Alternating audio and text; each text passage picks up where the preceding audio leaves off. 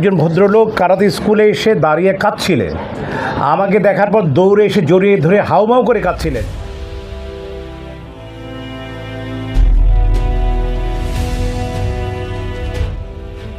মানে আপনাদের সদস্য ছিল শিল্পী সমিতি, তানিম সুবা আপু মারা গেছে এবং আজকে তার দোয়া ও মাহফিল করলে এ বিষয়ে একটু জানতে চাচ্ছিলাম সহকর্মী হিসেবে কেমন ছিল একটু।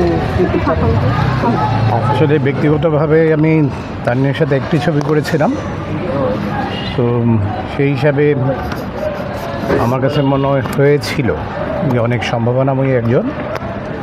আর আমার সাথে ওর চমৎকার সম্পর্ক ছিল, আমি তাকে যথেষ্ট আদর করতাম। একজন মুসলিম হিসাবে আসলে এটাকে স্বীকার করে নিতে হবে যে আমাদের একটা নির্দিষ্টতা আছে, এটা পবিত্র কোরআনেরই কথা। আমরা যেদিন জন্মগ্রহণ করি সেদিনই কোরআনের কথা আছে, সেদিনই নির্দিষ্ট করা থাকে আমরা কবে আবার রিটার্ন করব। সো আল্লাহ তাআলা তার নির্দিষ্টতা ছিল ওই দিনে, তাকে নিয়ে গেছেন। আমরা তার জন্য রুহের মাগফিরাত কামনা করেছি, তার জন্য দোয়া করেছি এবং ব্যক্তিগতভাবে আমি তার জন্য দোয়া করি সব সময় যে আল্লাহ তাকে ইস্তের নসিব করুক, জান্নাতুল ফেরদৌস পাক। আর আমাদের সহকারী হিসেবে বলবো যে আমি যখন দেখেছি ও এত হাসি খুশি একটি মেয়ে, সবার সাথে ওর এত ভালো সম্পর্ক ছিল যেটা চিন্তার বাইরে।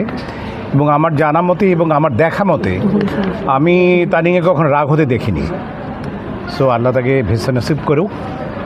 সো এই প্রত্যেকটি মানুষকেই যেতে হবে, হয়তোবা তারপরে নেক্সট কার নাম আছে যাই না, সেটা আমার নামও হতে পারে। সো আমিও যদি চলে যাই কখনো, অবশ্যই শুধু আপনাদের কাছে আমার প্রত্যাশা থাকবে এইটুকুই যে জাস্ট আমার জন্য দোয়া করবেন সবাই। ধন্যবাদ।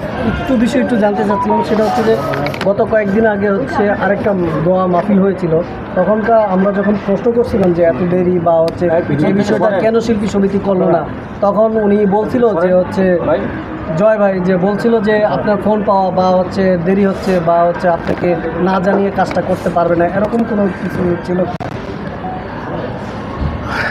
আমি রিকোয়েস্ট করবো, আসলে আমি প্রত্যেকের প্রতি সম্মান রেখে বলতে চাই যে আসলে অনেক সময় আমাদের মধ্যে অনেক ভুল বোঝাবুঝি হতে পারে। আজকে একজনের, যেহেতু আমরা একজনকে নিয়ে দোয়া মাহফিল করেছি, তার জন্য দোয়া করেছি, আমরা কোনো নেগেটিভ কথার মধ্যে না যাই, এইটুকু আপনার প্রতি আমার সবিনয় নিবেদন। মানে আমরা যদি কথা বলতে তাই হয়তো আমাকে দু একটা নেগেটিভ কথা বলতে হবে, সো আমরা সেটার মধ্যে না যাই। আজকে একজনের জন্য আমরা দোয়া করছি, আমরা তার চিন্তা করি, তার জন্য সবাই মিলে দোয়া করি। আমার সেই দিকটা করলেই ভালো হবে, আমরা কোনো নেগেটিভ কথার মধ্যে না যাই। ভাই একটা বিষয় আরেকটু শেষ করে, মাঝে মধ্যে আপনাকে নিয়ে হচ্ছে গুজব নিউজ, যেটা হচ্ছে আপনি নিজেও বিভ্রান্তি হন এবং আপনাকে নিয়ে হচ্ছে মানে মৃত্যু হয়ে গেছে, এই বিষয়টাকে আপনি বলছিলেন যে সোশ্যাল মিডিয়ায় এসে আপনি আবার জানান দিবেন, যদি একটু জানতে চাই আপনার কাছ থেকে। এখন আমি যেদিন নিউজ করেছে, যেদিন তার থার্ড ডেতে আমার কারাতে স্কুল ছিল, একজন ভদ্রলোক কারাতে স্কুলে এসে দাঁড়িয়ে কাঁদছিলেন। আমাকে দেখার পর দৌড়ে এসে জড়িয়ে ধরে হাউমাউ করে কাঁদছিলেন যে রুহেল আপনি এখনও জীবিত আছেন, আমি তো শুনছি আপনি নেই। এই লোকটি যদি কোনো ক্ষতি হতো, এটা দায় দায়িত্ব কে নিত? আমার ছেলে ইংল্যান্ডে থাকে, সে ডিরেক্টলি আমাকে ফোন করতে সাহস পায়নি। সে ফোন করেছে তার চাচাতো ভাইকে, বড় ভাই ছেলেকে, তার কাছে জেনে নিয়েছে, দেন সে আমাকে ফোন দিয়েছে। আমার ছেলে যদি কোনো একটি সমস্যা হতো, এটা দায় দায়িত্ব কে নেবে? সো আমি আপনাদের কাছে সবিনয় নিবেদন, এটা যারা স্পেশাল আমি বলবো ইউটিউবার ভাইদের আমি বলতে চাই, আপনারা যারা ভিউ বাড়াবার জন্য এই ধরনের কাজটি করেন, আমি বলবো এটা কাজ বলে, এটা এক ধরনের নোংরামি। আমি বলবো আপনারা এই ধরনের নোংরামি থেকে আপনাদেরকে বিরত রাখবেন, এটা আমি আশা করব। বিকজ আমি বিশ্বাস করি, আমি আবারও বলতে চাই, বিং এ মুসলিম, আমার মৃত্যু হবে, সেটা আজকে এই মুহূর্তে হতে পারে, দাঁড়িয়ে থাকতে থাকতেই মারা যেতে পারে, বাসায় যাওয়ার পথে মারা যেতে পারে, আমার মৃত্যু হবেই, দ্যাট ইজ মাস্ট। কিন্তু আপনারা মাঝে মাঝে আমাকে নিয়ে, কয়দিন আগে আলমগীর ভাইকে নিয়ে, তারপর কিছুদিন আগে আরেকজনকে নিয়ে, এবার মাঝে মাঝে এই ধরনের আপনারা নিউজ করছেন, আমার মনে হয় তাদের প্রতি আমার প্রত্যাশা, তাদের প্রতি আমার বলবো যে অনুরোধ থাকবে, আপনারা এই ধরনের নিউজ করা থেকে বিরত থাকেন। কেন এটা খুবই খারাপ। আপনারা ভিউ বাড়াবার জন্য একজনকে মেরে ফেলছেন, এর চেয়ে নোংরা আর কোনো কিছু হতে পারে না। সো আমি চাই না আপনার এইসব নোংরামি আর করেন, এই নোংরামি থেকে আপনার দূরে সরে থাকেন। আমি বারবারই বলবো প্রত্যেকটি মানুষই মরণশীল, বিকজ কোরআন একদম স্পষ্ট করে লেখা আছে প্রত্যেকটি জীবকে মৃত্যুর স্বাদ গ্রহণ করতে হবে, কিন্তু সবাই মারা যাবে।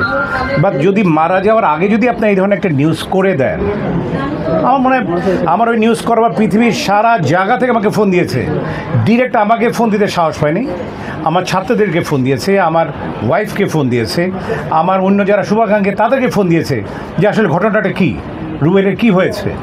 সো আমি আবারও বলবো প্লিজ প্লিজ আপনারা রাগ ন করে আপনারা একবার নিজের বিবেককে প্রশ্ন করে যে আসলে এই ধরনের নিউজগুলো যখন করেন আসলে এটা কি করা ঠিক, আমার মনে হয় ঠিক না। সো আমি আশা করব যে আপনারা এটা থেকে নিজেদেরকে বিরত রাখবেন। আর ভিউ বাড়াবার জন্য কয় টাকা পাবেন, আর একটা মানুষকে মেরে দিয়ে টাকা ইনকাম করার চিন্তাটা আমার মনে হয় না করা ভালো।